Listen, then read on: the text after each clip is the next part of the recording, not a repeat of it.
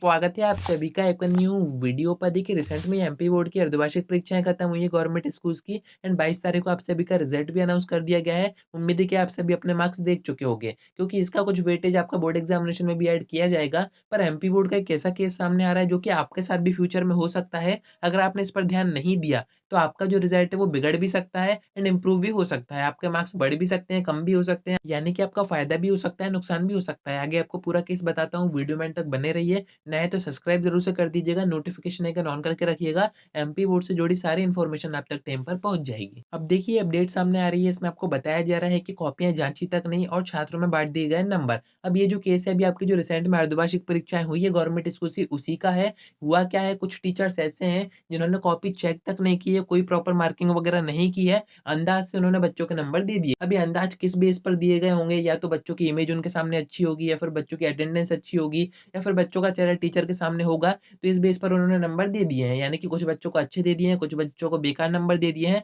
अब ऐसे में आपका नुकसान भी हो सकता है, फायदा भी हो सकता है। एंड ये जो केस अभी अर्धवार्षिक परीक्षाओं के साथ हुआ है, ये आपके आगे बोर्ड एग्जामिनेशन में भी हो सकता है। प्रीवियस सेशन में भी काफी बच्चों के साथ हुआ था। तो आपको यहाँ पर करना क्या है, आप जितना भी पेपर करो आपको पूरा कॉन्फिडेंस होना चाहिए कि हमने इतने मार्क्स का पेपर किया है, इससे कम हमारे कभी भी नहीं आएंगे। देखिए ज्यादा मार्क्स अगर अंदाज से आपको दे दिए गए हैं तो बहुत ही अच्छी बात है, उसको आप कम करवाने तो जाओगे नहीं। बट अगर आपको कम मार्क्स दिए गए हैं, आपने जितने का पेपर किया था उतने मार्क्स आपको दिए ही नहीं, कम नंबर आप पे चढ़ा दिए गए, फिर आप क्या करोगे? तो ऐसे में आपके साथ परेशानी हो सकती है, आपका जो रिजल्ट है वो खराब हो सकता है। अब ये एमपी बोर्ड के एक गवर्नमेंट स्कूल का केस है। अब ये चीज पकड़ाई कैसे गई वो मैं आपको बता देता हूँ। हर एक डिस्ट्रिक्ट में डीईओ होता है, यानी कि डिस्ट्रिक्ट एजुकेशन ऑफिसर, उसको ये सारी चीजें मैनेज करनी होती हैं कि सारी चीजें पढ़ाई के सेक्टर में, आपके एजुकेशन के सेक्टर में ठीक ठाक रनिंग में है या फिर नहीं है। तो डीईओ की इन्वेस्टिगेशन के दौरान या फिर वो राउंड वगैरह पर होंगे, चेक कर रहे होंगे कि टीचर्स अपना काम ठीक से कर रहे हैं या फिर नहीं कर रहे हैं। तो डीईओ के हाथ में आपका जो डेटा है, आपका जो डेटा एमपी बोर्ड में भेजा जाता है मार्क्स वगैरह का, एंड आपकी जो आंसर शीट है वो सामने आ गई। अब आपकी आंसर शीट तो चेक थी नहीं, तो दोनों को मैच किया गया, तो जो आपके मार्क्स थे उसमें काफी ज्यादा डिफरेंस आ रहा था चेक करने के बाद, कि वैसे तो कॉपी चेक की नहीं गई थी, अंदाज से नंबर दे दिए गए थे।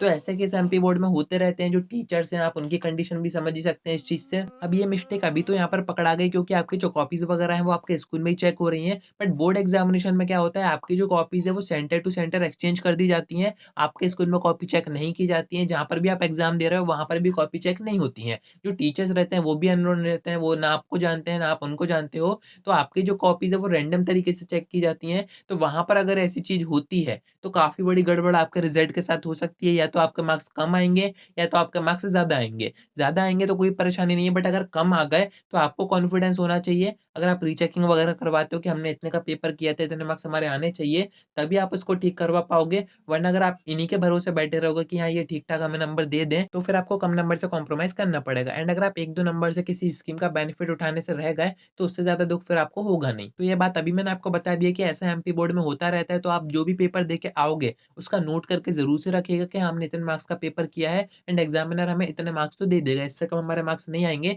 जिससे कि अगर इस टाइप की कोई दिक्कत आपके सामने फ्यूचर में आती है तो आप कॉपी रीचेक करवा पाओ एंड अपने नंबर बढ़ा पाओ। तो उम्मीद है कि आपको सारी बातें समझ में आ गई होंगी। आज के वीडियो में इतना ही। कोई डाउट आता है कमेंट कर सकते हैं, या फिर आप मुझसे इंस्टा पर डीएम करके बात भी कर सकते हो।